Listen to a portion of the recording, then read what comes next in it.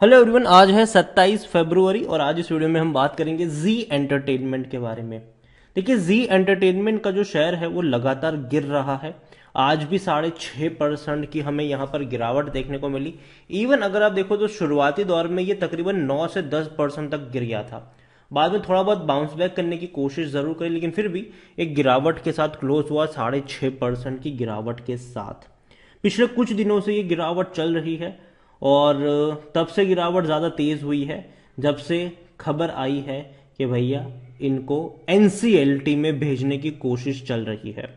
तो उन सारी चीज़ों के बारे में हम बातचीत भी करेंगे यहाँ पर, लेकिन उससे पहले अगर आपने अभी तक चैनल को सब्सक्राइब नहीं किया है तो प्लीज़ अभी इसे सब्सक्राइब कर लीजिए, क्योंकि आगे भी बहुत सारे वीडियोस हैं जो आपको काफ़ी ज़्यादा हेल्प करेंगे।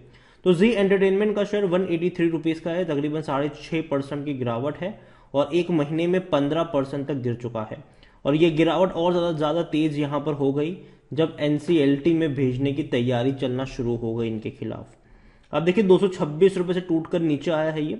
एक साल की अगर हम बात करेंगे तो पिछले एक साल के अंदर भी जी एंटरटेनमेंट एंटरप्राइज के शेयर में 20 से 21% की गिरावट है और शेयर था तकरीबन 280 पर, वहां से लगातार गिर रहा है और काफ़ी बड़ी गिरावट कह सकते हो आप यहाँ पर कि देखने को मिल रही है। और एक साल का जो सबसे बड़ा लो इसने बनाया है वो अभी बनाया है 183 रुपीज़। 3 साल की अगर हम बात करेंगे तो पिछले 3 साल के अंदर जी एंटरटेनमेंट में 25% की गिरावट है। कोविड के दौरान गिरावट आई थी, तभी 119 रुपए तक गया था, वहां से बाउंस बैक करके अच्छा बाउंस बैक कर गया था, फिर टूटा, फिर एक बहुत बड़ी रफ्तार बनी, 370 के करीब गया ये, फिर गिरा 212 210 के आसपास आया, फिर बाउंस बैक किया और अभी वापस बड़ी गिरावट है और अपने कोविड वाले लो की तरफ जाने की कोशिश कर रहा है। देखो, हालत डेफिनेटली अगर आप देखोगे तो उतनी अच्छी तो नहीं है। 6% तक गिरा है क्योंकि एनसीएलटी ने देखो भले ही यहाँ पर रिलीफ दी है, एनसीएलटी ने भले ही यहाँ पर थोड़ी बहुत रिलीफ यहाँ पर इनको दी है। रिलीफ ये है कि इनको दिवालिया करने से पहले इनको भैया अपना पक्ष रखने का मौका मिलेगा। यहाँ पर अगर आप देखोगे तो NCLT state the insolvency proceeding against the media house last week. पिछले हफ्ते ही देखो national company law appeal tribunal, ठीक है, इन्होंने कहा है कि देखो भैया इनको दिवालिया करने से पहले इनकी भी तरफ से पक्ष पूरा सुनना जाएगा यहाँ पर। और ये बहुत बड़ी बात है, थोड़ी सी राहत मिली है और अगले महीने सुनवाई होने वाली है, ठीक है, तब तक ये ऊपर नीचे होता रहेगा। जी की अगर हम बात करें तो एक बड़ी चीज इनको जो बचा सकती है वो है इनका मर्जर विद सोनी। तो जी entertainment merger with Sony is the only hero in this daily soap. मतलब इस पूरे तमाशे में बस एक ही चीज इनके लिए अच्छी है और वो है इनका सोनी के साथ मर्जर होना। अगर हो जाता है तो बहुत बड़ी बात होगी।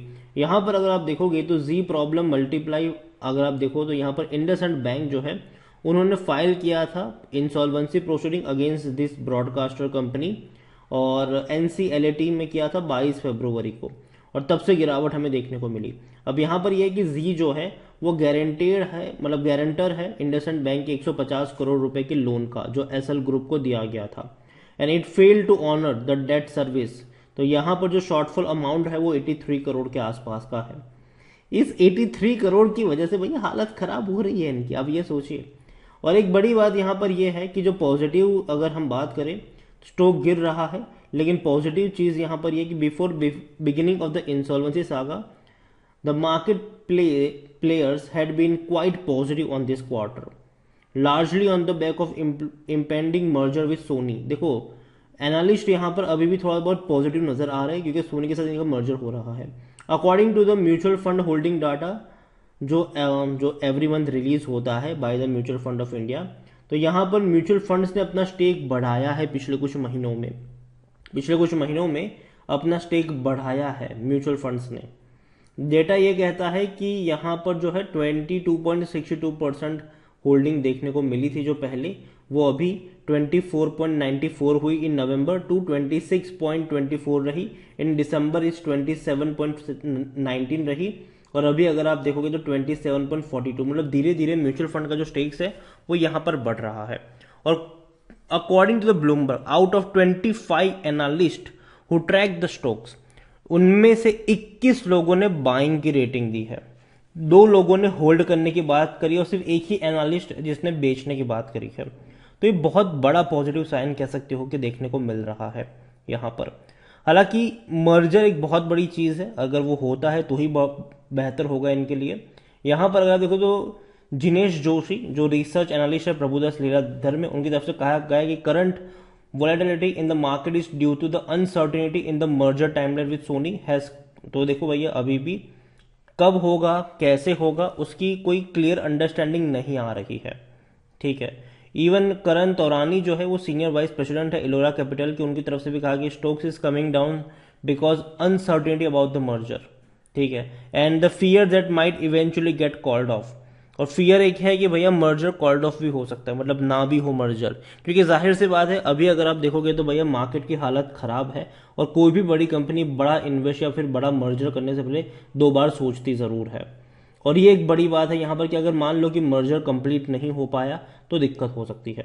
हालांकि मर्जर ही इकलौती पॉजिटिव चीज़ है जी एंटरटेनमेंट के लिए अभी के वक्त में, इकलौती पॉजिटिव चीज़ है यहाँ पर। हालांकि देखा जाए तो कुछ कुछ लोगों ने टारगेट्स भी अच्छे खासे दिए हुए हैं यहाँ पर, लेकिन मैं मानता हूँ कि टीवी और ओटीटी खास करके जो Z5 ओटीटी है उस पर मुझे लगता है कि हाँ फ्यूचर वहाँ पर थोड़ा बहुत बन सकता है और धीरे धीरे वहाँ पर तेज़ी देखने को मिल भी रही। लेकिन अगर आप देखो यहाँ पर तो सोनी का सोनी लिव है, ठीक है। तो रानी ने कहा कि stock is currently trading very expensive valuation 7x 10x P, ठीक है, with 7x P will be excluding Z5 and Soni live losses and 10x P will be including the loss of Z5 and Soni live. तो देखो Soni live और Z5 दोनों चल तो रही है लॉस में, ठीक है, प्रॉफिट नहीं कर पा रही, दोनों है तो लॉस में ही। और दिक्कत यहाँ पर यह भी है कि क्या होगा इनका आने वाले दौर में, मर्जर होगा भी कि नहीं होगा, और इवन जो प्रोसीडिंग होने वाली है वो भी देखना होगा कि क्या आउटकम उसका भी निकल कर आता है। मिड कैप कंपनी है, 18,000 करोड़ के आसपास का इसका मार्केट कैप है। वॉल्यूम देखें तो 2 करोड़ 32 लाख से भी ज़्यादा के वॉल्यूम में बड़ी क्वांटिटी में शेयर ट्रेड हो रहे हैं। लास्ट क्वार्टर के रिजल्ट्स बहुत ही खराब थे, सिर्फ 24 करोड़ का ही प्रॉफिट कमाया था, जबकि पिछले साल 300 करोड़ का क्वार्टरली प्रॉफिट किया था इसने। तो उसके सामने सिर्फ 24 करोड़ का प्रॉफिट चिल्लर है, ठीक है। और रेवेन्यू भी बढ़ नहीं रहे हैं, पिछले साल जितने थे 2111 करोड़ उतने ही रहे हैं इस बार भी, मतलब ईयर ऑन ईयर बेस पे ग्रोथ देखने को नहीं मिल रहा है। जी एंटरटेनमेंट की अगर हम बात करने जाए तो जी एंटरटेनमेंट में according to Moneycontrol user 40% लोग कह रहे हैं कि बेचो और भाग जाओ, 56% लोग खरीदने की बात करें, 4% लोग कह रहे हैं होल्ड करो। कंपनी के रेवेन्यू अगर आप देखो तो 4 सालों से एक ही दिशा पर है, उतने ही है, और 2023 में भी इतने ही रहने वाले हैं। मतलब पिछले 4 सालों में 5 सालों में ग्रोथ नहीं आई है यहाँ पर। प्रॉफिट वाइज देखें तो एक बहुत बड़ी गिरावट देखी, बाद में धीरे धीरे रिकवर करने की कोशिश कर ही रहा था। 2022 में अच्छा ग्रोथ दिखाया भी था प्रॉफिट वाइज, लेकिन 23 में वापस मामला फंस चुका है। 24 करोड़ का प्रॉफिट बहुत कम है पिछले क्वार्टर में, तो लगता नहीं कि 2023 में प्रॉफिट 22 के मुकाबले ज़्यादा होगा, और ये प्रॉब्लमेटिक है यहाँ पर।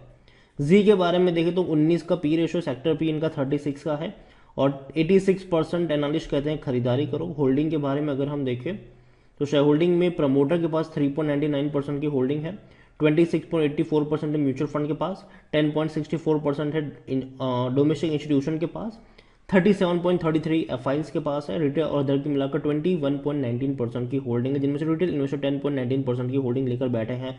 देखो जी को लेकर मैं कहूंगा कि अभी बाजार में अनसर्टेनिटी बनी हुई है, सोनी के साथ मर्जर पर बहुत सारा दारोमदार टिका हुआ है, ऐसे में रिस्क बहुत ज़्यादा इन्वॉल्व है। और दूसरी बात कि भैया एनसीएलटी में दिवालिया करवाने की भी प्रोसेस चल रही है इनको, तो चीज़ें अच्छी भी है, मतलब पॉजिटिव नेगेटिव दोनों ही है, और दोनों ही टिका हुआ है न्यूज़ पर कि क्या आउटकम निकल कर आएगा।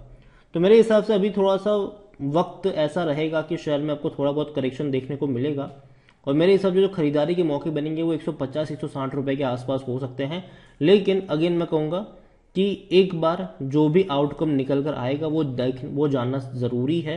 तो थोड़ी सी ही क्वांटिटी ऐड करें, अगर आपको 150-160 के आसपास मिलता है तो बाकी की क्वांटिटी एक बार ये जो दोनों इवेंट्स हैं उसके नतीजे देख लीजिए कि कैसे निकल कर आते हैं, उसके बाद आगे की दिशा में हम डेफिनेटली बात करेंगे उसको लेकर। लेकिन अभी के लिए मैं उतना ज़्यादा बुलिश नहीं हूँ जी पर, खास करके इस प्राइस पर, भले ही कई सारे एनालिस्ट ने खरीदारी करने की बात करी हो। मुझे लगता है कि मार्केट काफ़ी अनसर्टेन तरीके से ट्रेड कर रहा है अभी के वक्त में, उतना ज़्यादा पॉजिटिव नहीं है, और कहीं ना कहीं सब कुछ सब कुछ टिका है एक डील के ऊपर, तो रिस्क बहुत ज़्यादा इन्वॉल्व है, और यही वजह है कि इंतज़ार करेंगे तो फ़ायदे में रहेंगे। वीडियो को यहीं पे एंड करूंगा। पसंद आया हो तो लाइक और शेयर करें। अगर आप पहली बार आए तो प्लीज़ सब्सक्राइब करें, और जी एंटरटेनमेंट के बारे में आप क्या सोचते हैं वो भी आप मुझे कमेंट में लिख कर बता सकते हैं। Thank you.